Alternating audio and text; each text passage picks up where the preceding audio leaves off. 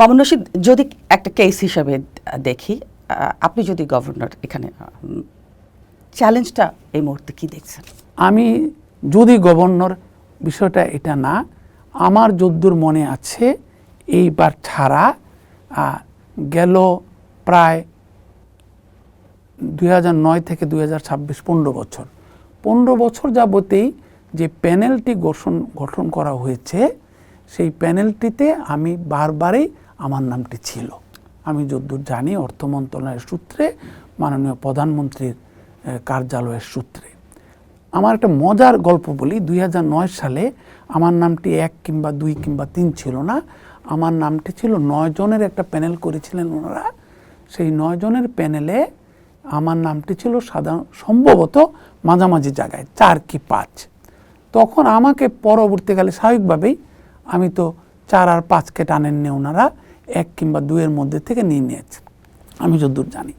তখন যিনি এইটার দায়িত্বে ছিলেন কিংবা ক্লিয়ারেন্সের দায়িত্বে ছিলেন, তখন উনি আমাকে একদিন চায়ের জন্য ডাকলেন মাননীয় প্রধানমন্ত্রীর সামরিক সচিবের মাধ্যমে। তো আমি চা খেতে গেলাম, ওনার সাথে আমার পরিচয় ছিল না, একজন সাবেক সামরিক কর্মকর্তা, উপদেষ্টা লেভেলে। সো উনি আমাকে বললেন, I was very impressed by your CV, কিন্তু আমরা কোথাও খুঁজে সরকারের যে রাজনৈতিক আদর্শ, তার সাথে আপনার কোনো অ্যালাইনমেন্ট পেলাম না। আমাদের প্রশ্নটা হচ্ছে, the way mister Ahsan Mansur was sent of home, কারণ তাকে উনি 2 দিন আগেও মাননীয় মন্ত্রী মহোদয়ের সাথে বৈঠক করেছেন এবং উনি বলেছেন যে বর্তমান সরকার, বিশেষ করে বিএনপি সরকার বলেছেন, সংস্কারটুকু কন্টিনিউ করতে চায় এবং ওনার কাছে ইমপ্রেশনটা ছিল যে উনি থাকবেন আরও কিছুদিন। আমরাও শুনেছিলাম মাননীয় মন্ত্রীরা, যারা নতুন মন্ত্রী হয়েছেন, তারা সেটেল ডাউন না করা পর্যন্ত এই পোস্টগুলোকে পরিবর্তন আনা হবে না। এই যে মব কালচারের সৃষ্টি হয়েছে, আমি একজন সাধারণ লোক হিসাবে I consider myself as a very আম জনতা যাকে বলে। এখন তো আমাদের পলিটিক্যাল সাপোর্ট নাই, সরকারের পদ পদবীর সাপোর্ট নাই, সরকারের কোনো সুযোগ সুবিধার সাপোর্ট নাই। পুলিশ আমার কেস দিতে গেলে হয়তো কেসটা সহজে নিবে না, যেহেতু আমি ওই ব্যাকগ্রাউন্ড থেকে আসিনি।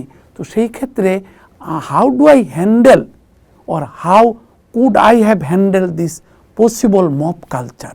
আমার কলিগরা যদি আমার ঘাড়ে ধাক্কা দিত, আমার দরজা ঘেরাও করত, দরজা লক করে দিত, আমার ছেলে মেয়ে, আমার স্ত্রী, আমার পরিবাররা খুবই প্যানিক।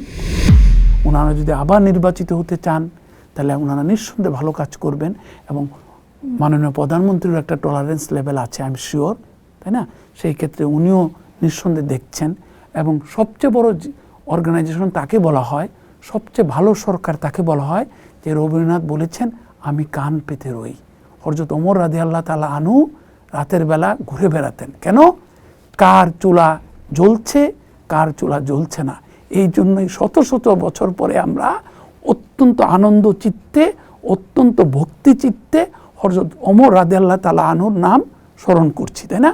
কারণ ওনাকে রাতের আধারে শুনতে হবে মাননীয় প্রধানমন্ত্রীকে, কোথায় কি ঘটছে, কোথায় ভুল হচ্ছে, কোথায় ওনার কোনো কর্তা ব্যক্তির ভুলের জন্য রাষ্ট্র বিক্রি হয়ে যাচ্ছে, জনগণের স্বার্থ বিক্রি হয়ে যাচ্ছে, সবচেয়ে বড় কথা হচ্ছে গরিবের স্বার্থ বিক্রি হয়ে যাচ্ছে।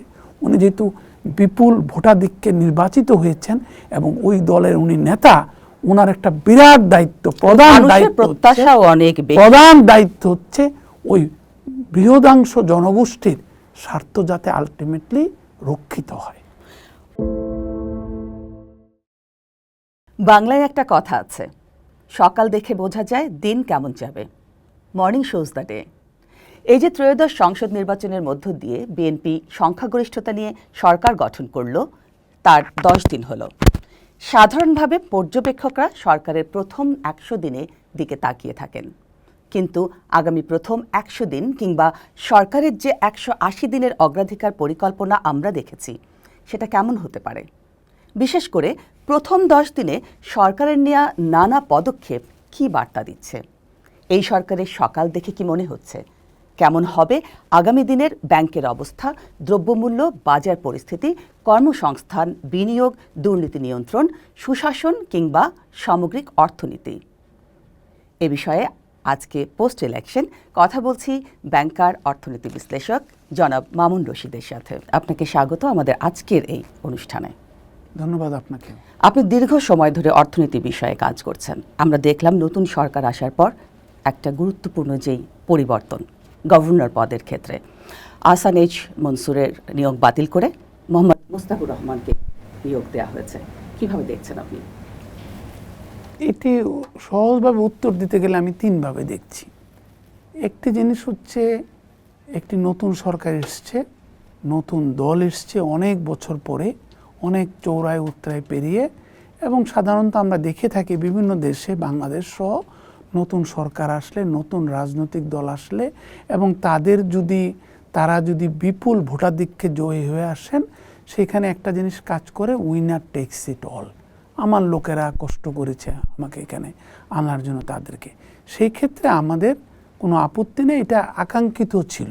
এটা করিডোরে আলোচনা হচ্ছিল যে সরকার যে পরিবর্তন শুরু করবেন, কোথা দিয়ে শুরু করবেন। ইতিমধ্যে আপনি দেখেছেন সামরিক বাহিনীতে এবং সরকারে, মানে সিভিল মিলিটারি ব্যুরোক্রেসি দুই জায়গায় বেশ কিছু চুক্তি বাতিল হয়েছে, বেশ কিছু চুক্তি আবার নতুনভাবে দেওয়া হয়েছে কিংবা নিয়োগ দেওয়া হয়েছে, পদায়ন করা হয়েছে। তো সেইটার আলোকে আমরা ভাবছিলামই হয়তো বাংলাদেশ ব্যাংক কিংবা বিসেক কিংবা বিডা কিংবা ইডরা যেগুলো আছে, কোয়াজাই রেগুলেটরি বডি কিংবা রেগুলেটরি বডি, সেখানে পরিবর্তন আসতে পারে। আমাদের প্রশ্নটা হচ্ছে, আমরা প্রস্তুত ছিলাম, আমাদের প্রশ্নটা হচ্ছে the way mister Ahsan Mansur was sent of home. কারণ তাকে উনি দুদিন আগেও মাননীয় মন্ত্রী মহোদয়ের সাথে বৈঠক করেছেন এবং উনি বলেছেন যে বর্তমান সরকার, বিশেষ করে বিএনপি সরকার বলেছেন সংস্কারটুকু কন্টিনিউ করতে চায়, এবং ওনার কাছে ইমপ্রেশনটা ছিল যে উনি থাকবেন আরও কিছুদিন।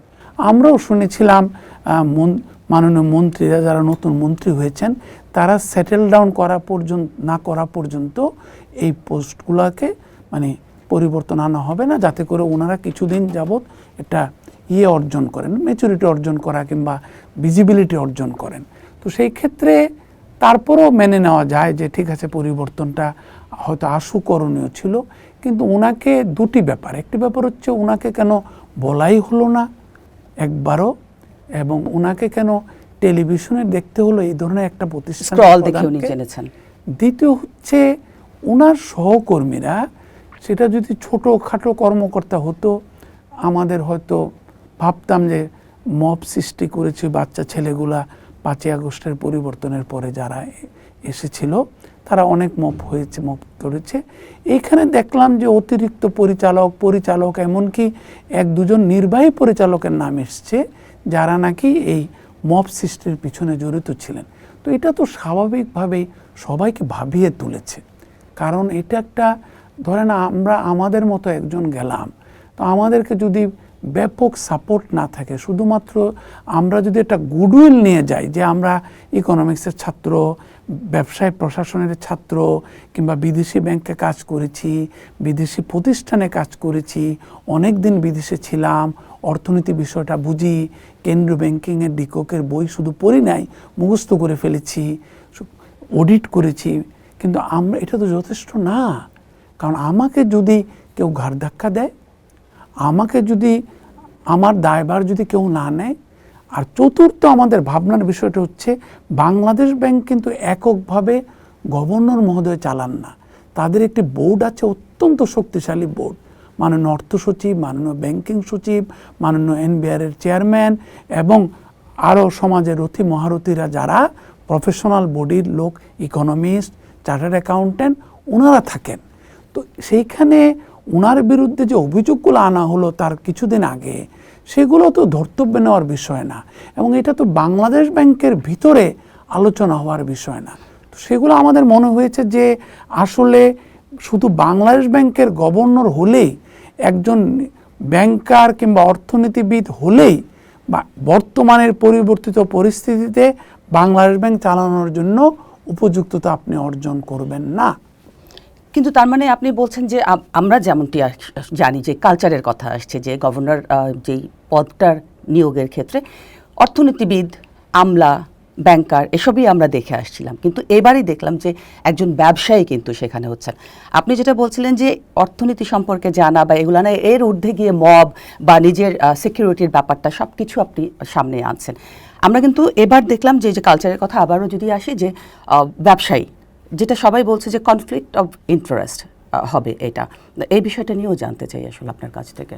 আমার জন্য একটু বিব্রতকর, কারণ নতুন গভর্নর যিনি হয়েছেন তাকেও আমি, যেহেতু আমার অনেক দিন ব্যবসা বাণিজ্যকে ম্যানেজ করতে হয়েছে, তাকে আমি আগে থেকেই চিনতাম। উনি আমার আমি নিজে বলবো সক্ষতা রয়েছে পারিবারিকভাবেও। কিন্তু আমার যেটা বক্তব্যটা হচ্ছে সাধারণত কনফ্লিক্ট অফ ইন্টারেস্ট, এমনকি আমরা অতীতে দেখেছি অর্থমন্ত্রী নিয়োগও সরকার প্রধানরা কিংবা সরকারের যে ইকোসিস্টেমকে যারা রান করে শুভানুধ্যায়ীরা, তারা 2বার 3বার ভেবেছেন যে ব্যবসায়ী যাতে অর্থমন্ত্রী না হয়। এটা আলোচনা ছিল আমাদের মধ্যে যে বিশেষ বিশেষ মন্ত্রণালয় যাতে কনফ্লিক্ট অফ ইন্টারেস্ট, যাদের সাথে ডেভেলপমেন্ট পার্টনারদের সাথে কাজ করতে হয়, যাদের সাথে মানে সরকারের অত্যন্ত মানে প্রণিধানযোগ্য সিদ্ধান্ত গ্রহণ করতে হয়, তাদের ব্যাপারে যাতে কনফ্লিক্ট অফ ইন্টারেস্টটা ক্লিয়ার করা হয়। যেমনটি আমাদেরও কিন্তু যখন আমরা মাল্টি ন্যাশনালের প্রধান ছিলাম, অনেক বছর ছিলাম, আপনি জেনে থাকবেন, অ্যাকাউন্টিং ফার্মের প্রধান ছিলাম, আমাদের প্রত্যেকটা জিনিস কিন্তু মানে অলমোস্ট পাবলিক প্রপার্টি এবং আমাদের কোম্পানিরও প্রপার্টি।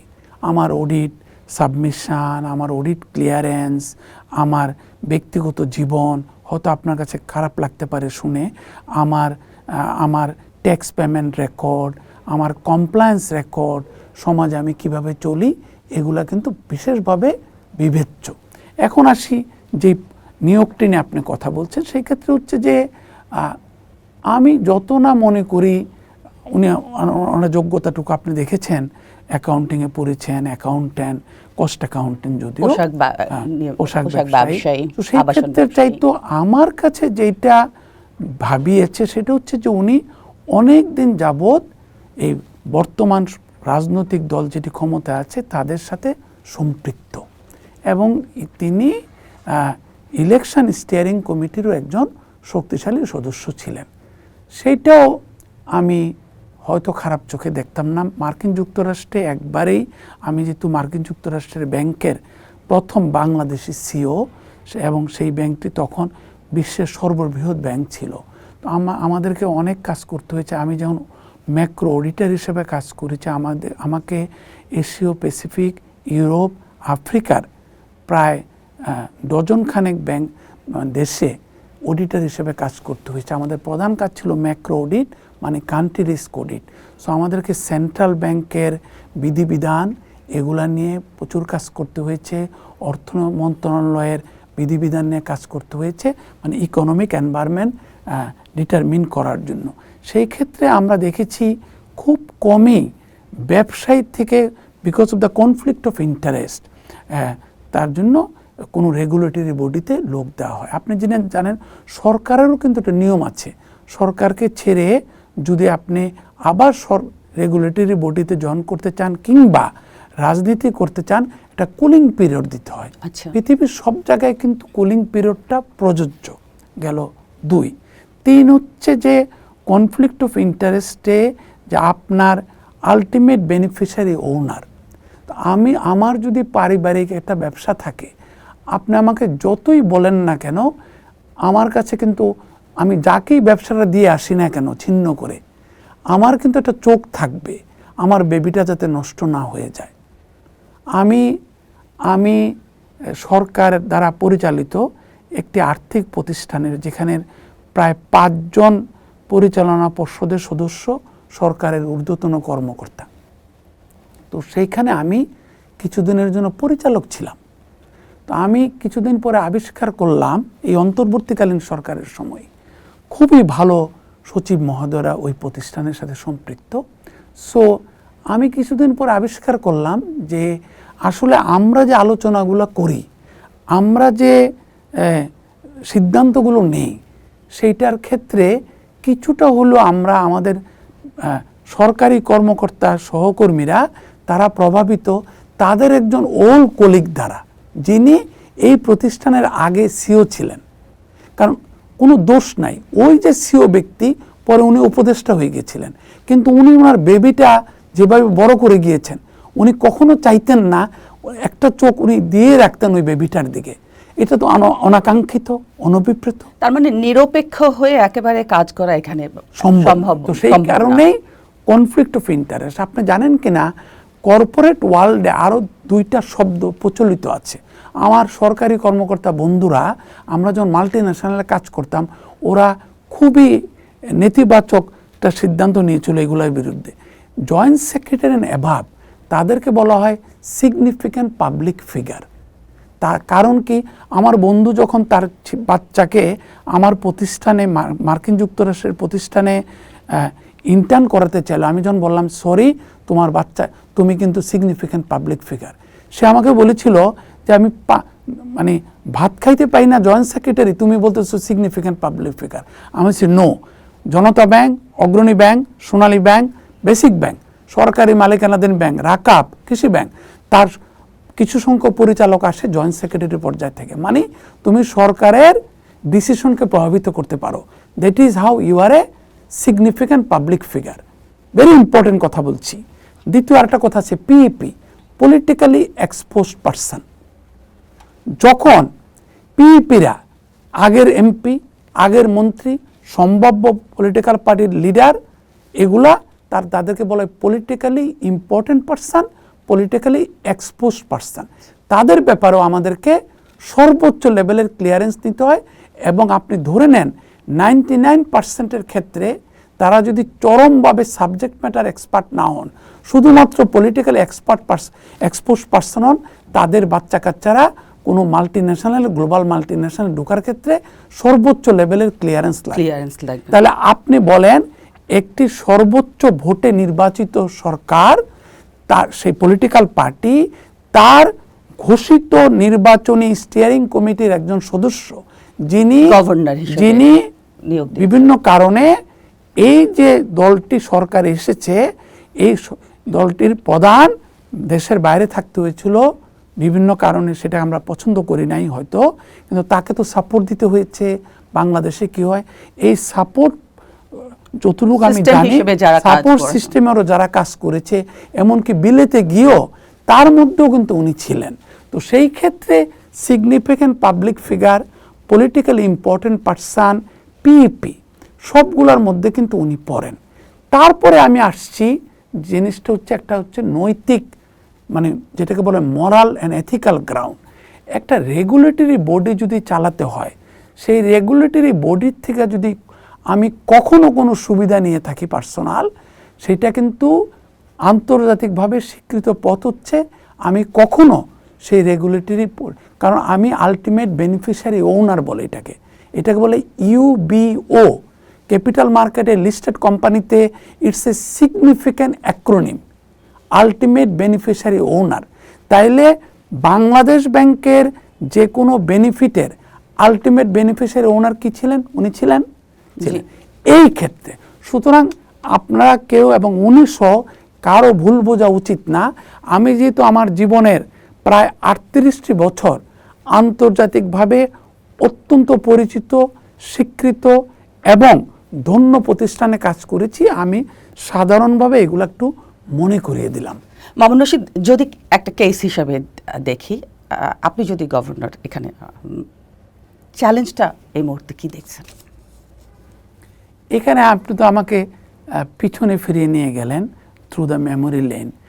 আমি যদি গভর্নর, বিষয়টা এটা না, আমার যদ্দূর মনে আছে এইবার ছাড়া গেল প্রায় 2009 থেকে 2026 15 বছর যাবতেই যে প্যানেলটি গঠন করা হয়েছে, সেই প্যানেলটিতে আমি বারবারই আমার নামটি ছিল। আমি যদ্দূর জানি অর্থ মন্ত্রণালয়ের সূত্রে, মাননীয় প্রধানমন্ত্রীর কার্যালয়ের সূত্রে।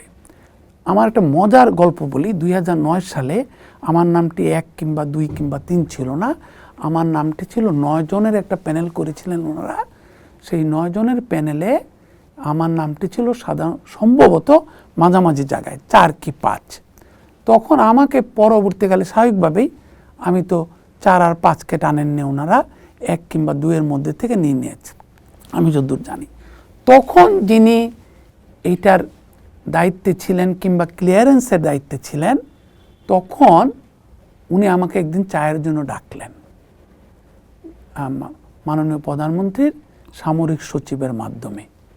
তো আমি চা খেতে গেলাম, ওনার সাথে আমার পরিচয় ছিল না, একজন সাবেক সামরিক কর্মকর্তা, উপদেষ্টা লেভেলে।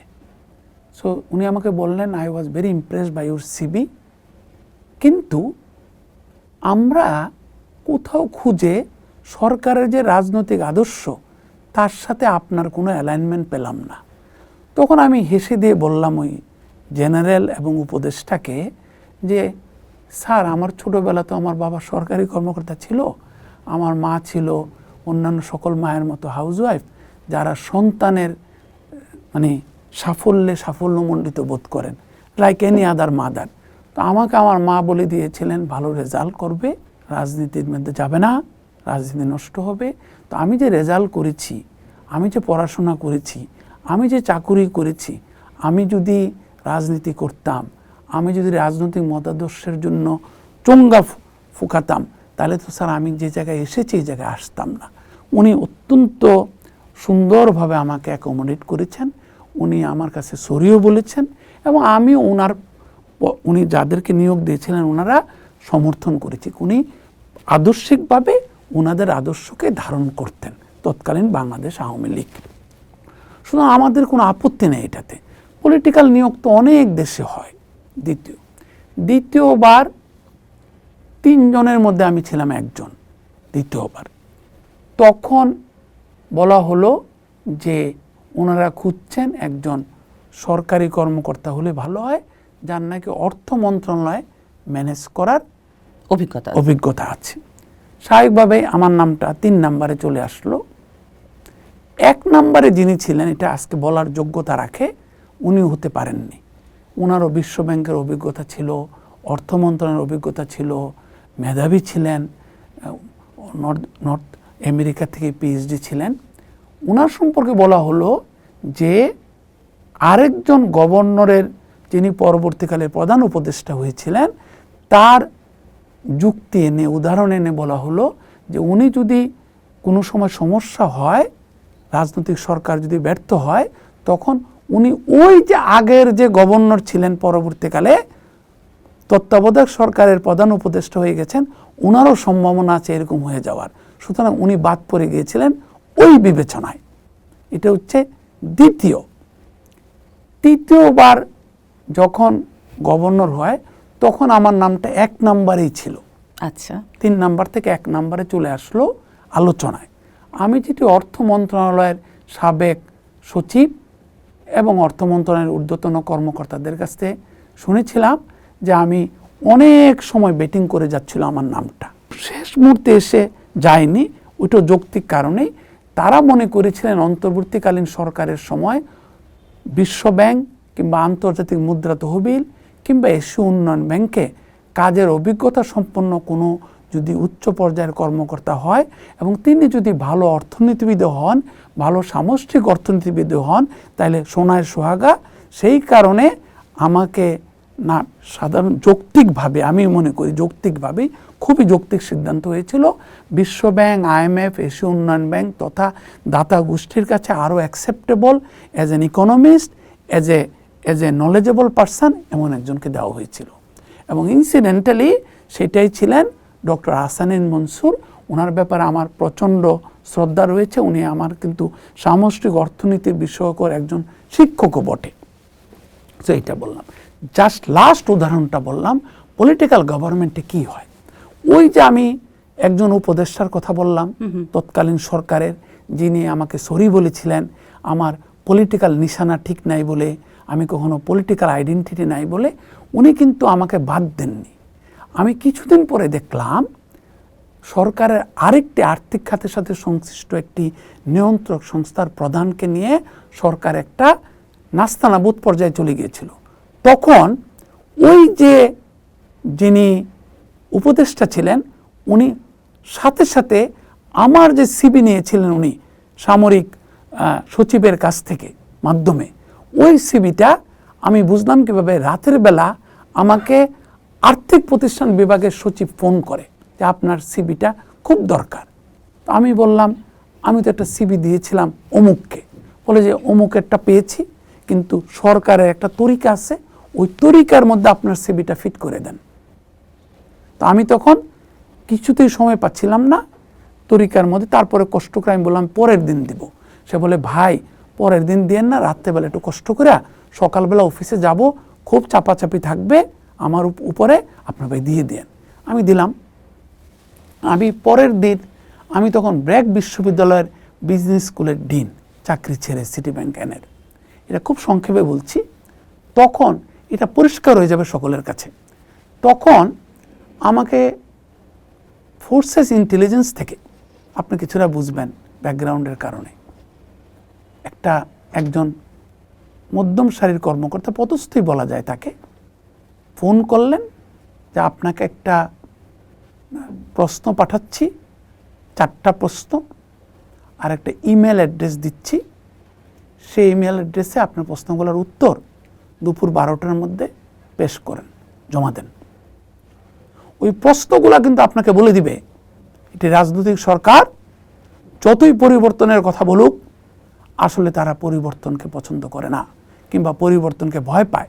সেটা আমাদের ম্যানেজমেন্ট সায়েন্সে বলে do not rock the boat too much. জাতি পরিবর্তনের জন্য যদি তৈরি না থাকে সরকার তো পরিবর্তিত হতে পারে না। ভালো কথা বলতে পারে, ভালো হয়তো চায়ও মানুষের বৃহত্তর জনগোষ্ঠীর, আমি বিশ্বাস করি অন্তত, বিশেষ করে যারা স্বচ্ছ ভালো নির্বাচনের মাধ্যমে আসেন। 4টা প্রশ্ন কী ছিল? প্রথম প্রশ্ন, তৎকালীন সরকারের সময় অবশ্য এই সরকার না, অন্তর্বর্তী সরকারও না, পলিটিক্যাল সরকার, 1971 সালে আপনার এবং আপনার পরিবারের ভূমিকা কী ছিল? দ্বিতীয় প্রশ্ন, ছাত্রাবস্থায় কোনো রাজনৈতিক দলের সাথে সম্পৃক্ত ছিলেন কিনা, থাকিলে সংগঠনটির নাম কি? তৃতীয় প্রশ্ন ছিল আপনি 2007 এবং 2008 সালের গণতন্ত্র পুনরুদ্ধার প্রক্রিয়ার সাথে সম্পৃক্ত থাকার কোনো প্রমাণ আছে কিনা, গণতন্ত্র পুনরুদ্ধার।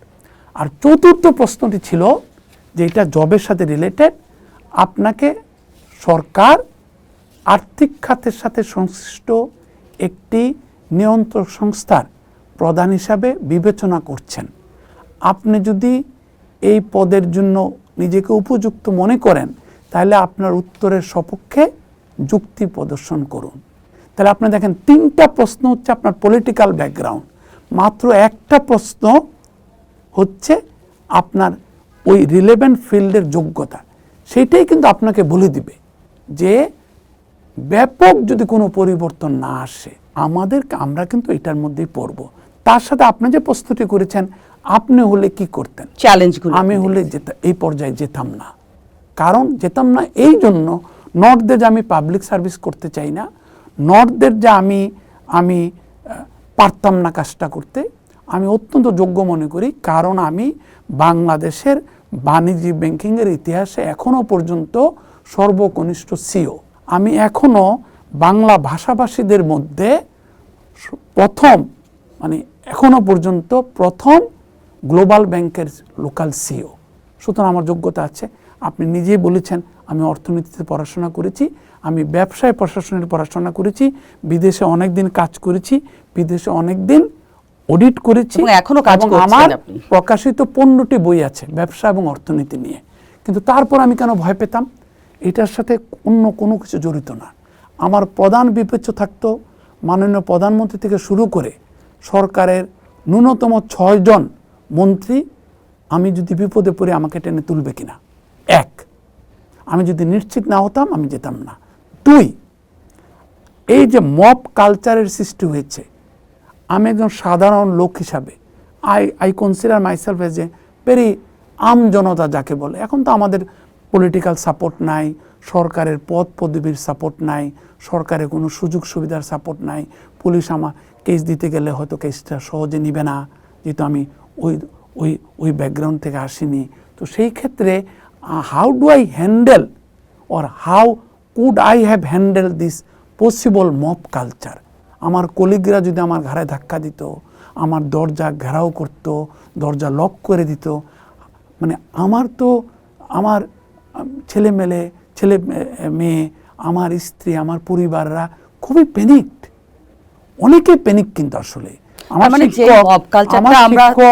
আমার শিক্ষক ডক্টর জাহিদ হোসেন, উনি বিশ্বব্যাংকের সাবেক লিড ইকোনমিস্ট, উনি লিখেছেন, হয়তো আমরা লিখিনি এইভাবে, যে এইটার চিন্তা করে যেভাবে পরিবর্তনটা হলো, এটা তো একটা ভয়ের ব্যাপার। মামুনুর রশীদ, একটু আগে আপনি বলছিলেন যে খুব গুরুত্বপূর্ণ একটা কথা, যে জাতি যদি পরিবর্তন না চায়, কোনো পলিটিক্যাল দলের পক্ষে বা কোনো সরকারের পক্ষে সেই পরিবর্তন আনা সম্ভব নয়। আমরা তো বৈষম্য যে 24-এর গণ আন্দোলন, আমরা আন্দোলন দেখলাম, জুলাই আন্দোলন দেখলাম, সেটা বৈষম্যের বিরুদ্ধেই তো ছিল, তাই না? তো এই যে আয়ের বৈষম্য, সম্পদের বৈষম্য, এগুলার কি হবে? আপনি যে মবের কথাও বলছিলেন, মব তো আমরা আসলে চাইনি, একটা কালচার হয়ে দাঁড়িয়েছে, সেটারও তো একটা পরিবর্তন। সবকিছু মিলিয়ে আসলে এগুলোর ঊর্ধ্বে গিয়ে আমরা জানি না, সরকার এসছে পরিবর্তনের কথা বলে, এবং আমরা বিশ্বাসও করেছি, আমি ভোটও দিয়েছি। সো স্বাভাবিকভাবেই হয়তো একটু টাইম লাগবে। যদি যদি এই বিশৃঙ্খলা সৃষ্টির যে একটা পকেট সৃষ্টি করে ফেলেছে, আমরা যে কোনো সময় যে কোনো বিষয় নিয়ে বিশৃঙ্খলা সৃষ্টি, আমি যেটা আপনাকে বলেছি, যে সমস্ত অভিযোগ ওনারা এনেছেন, এটা তো বাংলাদেশ ব্যাংকের বোর্ড আছে, বোর্ড সিদ্ধান্ত নিয়েছে। ধরেন সবচেয়ে বেশি পিছনে যেটা আলোচিত হয় নাই, যে নির্বাহী পরিচালকের সংখ্যা এত কেন, যেখানে রিজার্ভ ব্যাঙ্ক অফ ইন্ডিয়াতে এত বড় ভারত, সেই রিজার্ভ ব্যাঙ্ক অফ ইন্ডিয়াতে মাত্র 11 জন নির্বাহী পরিচালক আছেন, বাংলাদেশ ব্যাংকে 44 জন নির্বাহী পরিচালক। যদি কারো দায়ভার নিতে হয়, ডক্টর সালেউদ্দিনের দায়ভার নিতে হবে, অর্থ উপদেষ্টা হিসাবে, সাবেক ইমিডিয়েট পাস অর্থ উপদেষ্টা। উনি মাননীয় গভর্নরকে বলেছিলেন যে আমি রেখে আসলাম 15 জন না 18 জন মানে এক্সিকিউটিভ ডিরেক্টর, তোমার কাছে শুনলাম 44 জন, এটা তো কমাইতে হবে। উনি বলেন জি, আমিও আপনার সাথে একমত। তারপর ওনারা একটা কমানোর চেষ্টা করলেন, 44 জনকে 37 জনে মাত্র আনলেন। ওনার লক্ষ্য ছিল 25 জনে নেওয়া, যেটা নিয়ে আর কেউ আলোচনা করে নাই। আপনি চিন্তা করেন, এই জন্য মানে ডিরেক্টর পর্যায়ের লোকেরা, তারা তো ভবিষ্যৎ অন্ধকার দেখছিল। তো এটা কে বাড়িয়েছিল? ওই আগে যে পলিটিক্যালি নমিনেটেড ডিরেক্টররা বাড়িয়েছিল। ডক্টর সালেউদ্দিন ছেড়ে যাওয়ার পরে কারা কারা গভর্নর ছিলেন আপনারা দেখেন, তারাই বাড়িয়েছিল। তো অনুরোধে ঢেকে গেলা, পলিটিক্যাল রিকোয়েস্টে ঢেকে গেলা, লোকজনকে চাকরি দেওয়া। আপনাকে আরেকটা গল্প বলি, বাংলাদেশ ব্যাংক আমার সাথে, আমরা তো অনেক দিন যাবত বাংলাদেশ ব্যাংকের সাথে কাজ করি, এবং বাংলাদেশ ব্যাংকে প্রচুর মেধাবী কর্মকর্তা আছে। আমি 2টা প্রতিষ্ঠানের সাথে খুব গভীরভাবে কাজ করেছি, একটা বাংলাদেশ ব্যাংক, আর একটা হচ্ছে ন্যাশনাল বোর্ড অফ রেভিনিউ, জাতীয় রাজস্ব বোর্ড। প্রচুর আন্ডার ইউটিলাইজ ব্রেইন ওখানে জমা পড়ে আছে। প্রচুর লোক বিদেশ থেকে পড়াশোনা করে এসছে বাংলাদেশ ব্যাংকের, মাস্টার্স, পিএইচডি। আমি আপনাকে বলি, আমরা যখন বিদেশি ব্যাংকে চাকরি করতাম, আমি তো সারা জীবনে বিদেশি প্রতিষ্ঠানে কাজ করেছি, সেখানে আমাদেরকে বলা হতো 4 ঘন্টা, একটা পর্যায়ে 4 ঘন্টার উপরে যদি ফ্লাইট না হয় তুমি বিজনেস ক্লাসে চড়বে না। তো আমার এই অভ্যাসটা এখনও, যেহেতু আমি ছোটোখাটো একটা বিদেশি প্রতিষ্ঠানে কাজ করি, তাদের সাথে কাজ করি, রয়ে গেছে। তো above 5 hours will fly business class যদি অ্যাফোর্ড করতে পারি, আর নাহলে নিচে হলে ইকোনমি ক্লাস। আমি ব্যাংকক গেলাম, ওই ইকোনমি ক্লাস 2 আওয়ার্স ফ্লাইট, আমি ইকোনমি ক্লাসে, আর কেন্দ্রীয় ব্যাংকের একজন মধ্যম সারির কর্মকর্তা ব্যক্তিগত ছুটি নিয়ে ব্যাংককে গেলেন, একই ফ্লাইটে, উনি বিজনেস ক্লাসে। এটা আপনাকে একটা নির্দেশনা দিবে। তো আমার পক্ষে একা আমি কেন যাব বাজারে মানুষ ঘুমাচ্ছে কিনা দেখার জন্য? আমার যদি সাপোর্ট সিস্টেম না থাকে, যদি সাপোর্টিভ ইকোসিস্টেম না থাকে, ওই যে বলেন দিনে দিনে তবু বাড়ি আছে দেনা, ওরা তো একটা মনস্টার হয়ে গেছে। They will dictate the terms for anyone. তাদের বিরুদ্ধে কথা বলে আপনি দেখেন কয়দিন যাক, তাদের মনোতুষ্টি না করে 2টা ডেভেলপমেন্ট, একটা হচ্ছে উইদিন দ্য ফ্র্যাঙ্কেস্টাইন, এই সমস্ত রেগুলেটরি বডিতে কর্মকর্তারা যেভাবে তাদেরকে পলিটিক্যাল স্বার্থে, ব্যক্তির স্বার্থে গভর্নরদের যেভাবে এম্পাওয়ার করা হয়েছে নেগেটিভলি, আরেকটা হচ্ছে রাজনৈতিক ক্ষেত্রে কিংবা বিচার ব্যবস্থার দুর্বলতার কারণে বিভিন্ন সরকার পরম্পরায় যেভাবে কোনো বিচার না পাওয়ার যে একটা সংস্কৃতি ডেভেলপ করেছে, যে কোনো লোক বিশৃঙ্খলা সৃষ্টি করে কোনো ফ্র্যাঙ্কেস্টাইন, কোনো মনস্টারের আন্ডারে যদি আমব্রেলা নিয়ে নিতে পারে, তার বিচার হয় না। বিচার হবে কার? সাধারণ একটা লোকের কোর্টের দুয়ারে দুয়ারে ঘুরছে। মামুন রশীদ, একটু জিজ্ঞেস করি যে যেহেতু আয় বৈষম্য, সম্পদের বৈষম্য সব কিছুতেই আমরা আছি, এগুলো কথা বলছি অর্থনীতি বিষয়, 1 কোটি কর্মসংস্থান তৈরি করার যে একটা ইশতেহারে আমরা দেখলাম, আমাদের নতুন সরকার বিএনপি সরকারের ইশতেহারে ছিল, খুব গুরুত্বপূর্ণ একটা বিষয়। এই 1 কোটি কর্মসংস্থান আসলে কিভাবে সম্ভব হবে? বিনিয়োগ তো নাই। এইখানেও আপনি আমাকে আজকে খুবই স্মৃতি বিজড়িত করে ফেলেছেন। আমি 2013 সালের শেষ দিকে আমাকে মরহুম প্রধানমন্ত্রী খালেদা জিয়া উনি ওনার কার্যালয়ে ডেকেছিলেন 14 নির্বাচনকে সামনে রেখে একটু ব্রিফ দেওয়ার জন্য। তো আমার ব্রিফের কথা বাদ দিলাম, উনি আমাকে একটি কথা বললেন যেটি বেদ বাক্য সকলের জন্য, এবং আমি মনে করি বর্তমান মাননীয় নতুন প্রধানমন্ত্রীর জন্য বেদ বাক্য এটি, যেটা হচ্ছে বিনিয়োগ, কর্মসংস্থান এবং দারিদ্র্য বিমোচন। এটা সরল রৈখিক একটা সিদ্ধান্ত কিন্তু। তো সেই ক্ষেত্রে বিনিয়োগ বাড়াতে হবে। বিনিয়োগ কার বাড়বে? সরকারের বাড়বে, সরকার তো বিনিয়োগ করছে। প্রাইভেট সেক্টরে বিনিয়োগ বাড়াতে হবে। প্রাইভেট সেক্টরে বিনিয়োগের সাথে সম্পৃক্ত হচ্ছে অর্থায়ন। অর্থায়ন যদি আপনি অবারিত না করতে পারেন, আপনি দেখেছেন বাংলাদেশ ব্যাংক $6 বিলিয়ন মতো ডলার কিনেছে, তার বিনিময়ে প্রায় 75,000 কোটি টাকা মার্কেটে গিয়েছে। অলরেডি মার্কেটে আমরা মনে করি ইনফ্লেশন ইজ হাই, তারপরেও কিন্তু ব্যাংকের লিকুইডিটি নাই। কারণ কি?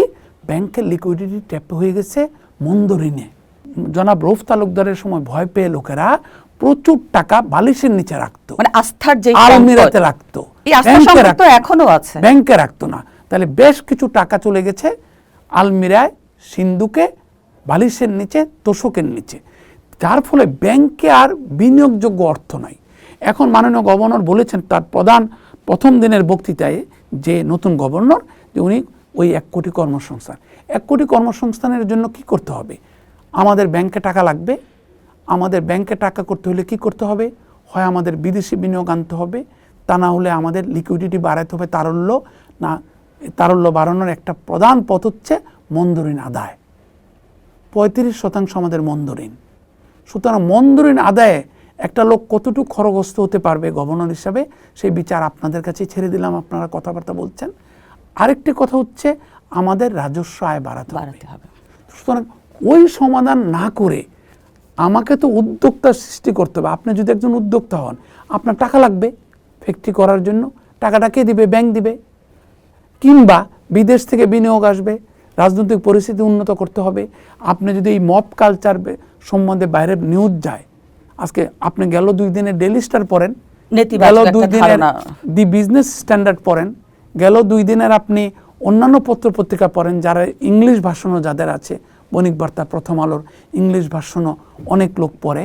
তো আপনি এই নিউজগুলো পাওয়ার পরে ওয়াশিংটন ডিসিতে কিংবা জার্মানিতে কিংবা দুবাইতে কিংবা সিঙ্গাপুরে কিংবা হংকংয়ে the way a respected, globally respected উনি ছাড়া আরেকজন মাত্র বিশ্বব্যাংক কিংবা IMF-এ ওই পর্যায়ে উঠতে পেরেছেন। আমি নামগুলো নাইবা বললাম। উনি তো আমরা আজকে যাকে নিয়ে আলোচনা করছি, উনি তো মিডল ইস্টের সেক্টর হেড ছিলেন IMF-এর, পাকিস্তানের কান্ট্রি ডিরেক্টর ছিলেন IMF-এর। তো এই ধরনের একটা লোককে ওনার চলে যাওয়াটা কোনো ব্যাপার না। উনি ভুল করেছেন কিনা এটা নিয়ে আলোচনা চলতেই পারে, এমনকি আইনের বিধানও আনা যেতে পারে ওনাকে। কিন্তু the way he was ousted, he was sent of, that has sent a very shocking and shivering message to the international investment community. এই ড্যামেজটা ম্যানেজ না করে আপনি যতই 1 কোটি কর্মসংস্থান, যতই বিনিয়োগ, যতই আর্থিক খাতের শৃঙ্খলা, এবং এই মব কালচারের ব্যাপারে খড়গহস্ত না। আমি তো ভেবেছিলাম যে নতুন গভর্নর এসেই তাদের ব্যাপারে একটা প্রথমে ব্যবস্থা নেবেন।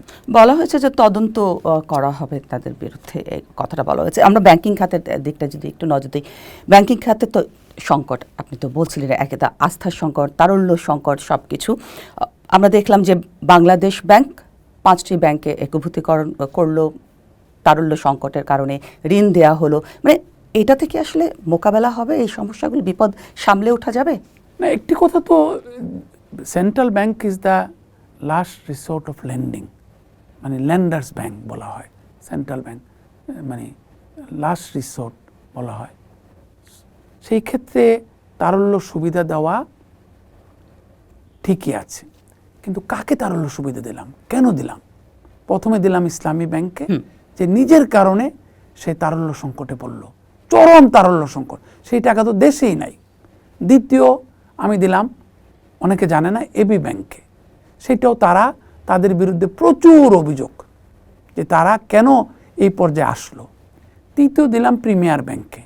চতুর্থ দিলাম এই নতুন গভর্নর আসার আগে সম্ভবত উদ্যোগটি আগে নেওয়া হয়েছিল, to be honest to him, to be sympathetic to him, দেওয়া হলো গেল বৃহস্পতিবারে 1000 কোটি টাকা। তো সেই ক্ষেত্রে তারা কেন এই অবস্থায় আসলো? আমি কি দিতেই থাকবো? আপনি ব্যাড ডেট করবেন, আপনি ভুল ঋণ দিবেন, পরিচালক মণ্ডলী সিদ্ধান্ত নিবে পরিচালনা পর্ষদে, ভুল লোককে ঋণ দিবেন, ঋণ খেলাপিকে ঋণ দিবেন, ইচ্ছাকৃত ঋণ খেলাপিকে ঋণ দিবেন, আর আমি সেন্ট্রাল ব্যাংকের কফার খুলে দিব, টাকা দিতেই থাকবো, নাইলে ডিপোজিটাররা ক্ষতিগ্রস্ত হচ্ছে, বড়োয়াররা ক্ষতিগ্রস্ত হচ্ছে, বড়োয়ারদেরকে মানে অ্যাপল পলিশ করতে গিয়ে ছোটরা, স্বল্প এবং মাঝারি উদ্যোক্তারা টাকা পাচ্ছে না। এটা একটা উদ্যোগ আমাদের, কিন্তু আমাদেরকে নতুন সরকারকে জোরের সাথে ভাবতে হবে, নতুন গভর্নরকে জোরের সাথে ভাবতে হবে যে এই সমস্ত কালচার থেকে আমরা কীভাবে মুক্তি পাবো, যৌক্তিকভাবে কীভাবে মুক্তি পাবো, এবং সেই ক্ষেত্রে যদি আবার দাতা গোষ্ঠীকে এনে আমাদের ওভারঅল কমার্শিয়াল ব্যাংকিং কালচারটা পরিবর্তন করতে হয়, ওভারঅল ব্যাংকগুলার ইকুইটি আর্কিটেকচারকে রিভিজিট করে রিস্ট্রাকচার করতে হয়, সেটা আমাদের ভাবতে হবে। আমরা একটা জিনিস দেখলাম যে অন্তর্বর্তী সরকারের আমলে তখন শ্বেতপত্র প্রতিবেদন দেওয়া হয়েছে, সেখানে বলা হয়েছে যে 28 লক্ষ কোটি টাকা পাচার হয়েছে আওয়ামী লীগ আমলে।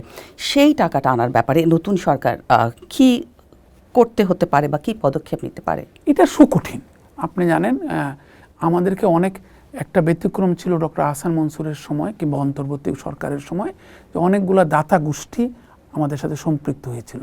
তারপরে আমাদের কিছুটা অর্জনের পথ সুগম হয়েছে, সরকার কেসও করেছে ওই সমস্ত চিহ্নিত মুদ্রা পাচারকারীদের বিরুদ্ধে, কিন্তু এইটা it's a very time consuming matter. কোর্টে কেস করতে হয়, জিততে হয়, কেস গঠন করতে হয়, তারাও ছাড়বে না যারা পাচার করেছে, যাদেরকে আইডেন্টিফাই করা হয়েছে। এটা খুব কঠিন।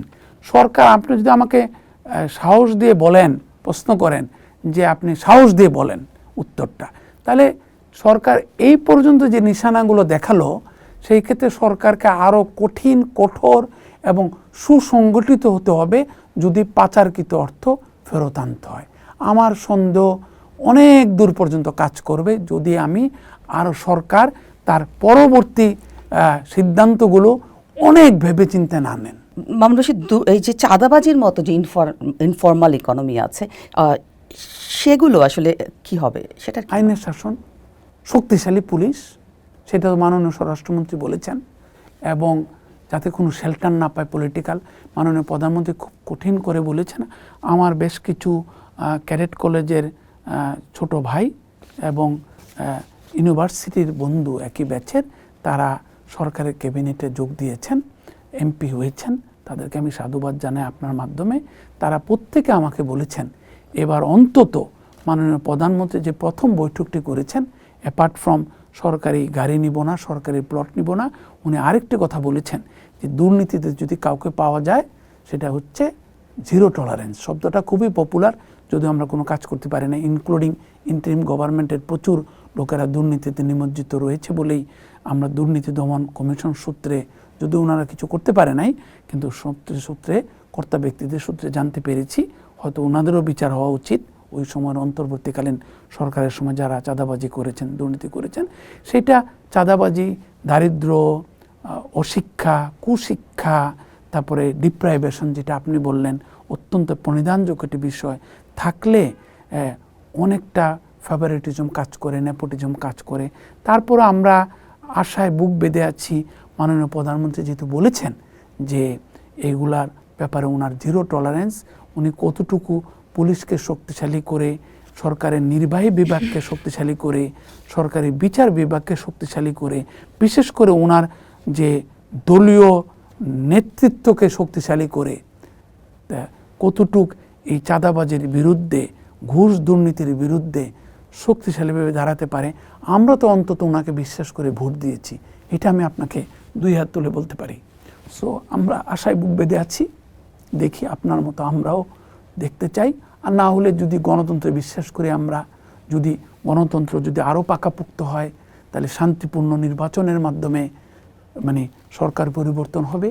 ওইটাই তো একমাত্র গণতন্ত্রের একমাত্র বিচার।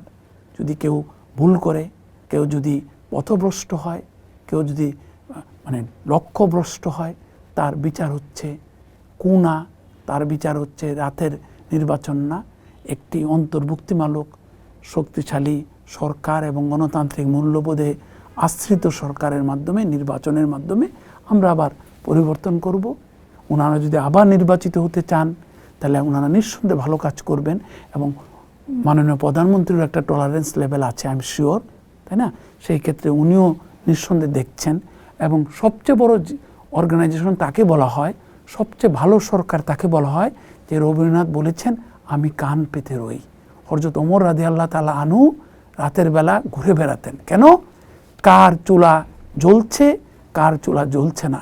এই জন্যই শত শত বছর পরে আমরা অত্যন্ত আনন্দ চিত্তে, অত্যন্ত ভক্তি চিত্তে হযরত ওমর রাদিয়াল্লাহু তাআলা আনহুর নাম স্মরণ করছি, তাই না? কারণ উনাকে রাতের আধারে শুনতে হবে মাননীয় প্রধানমন্ত্রীকে, কোথায় কি ঘটছে, কোথায় ভুল হচ্ছে, কোথায় ওনার কোনো কর্তা ব্যক্তির ভুলের জন্য রাষ্ট্র বিক্রি হয়ে যাচ্ছে, জনগণের স্বার্থ বিক্রি হয়ে যাচ্ছে, সবচেয়ে বড় কথা হচ্ছে গরিবের স্বার্থ বিক্রি হয়ে যাচ্ছে।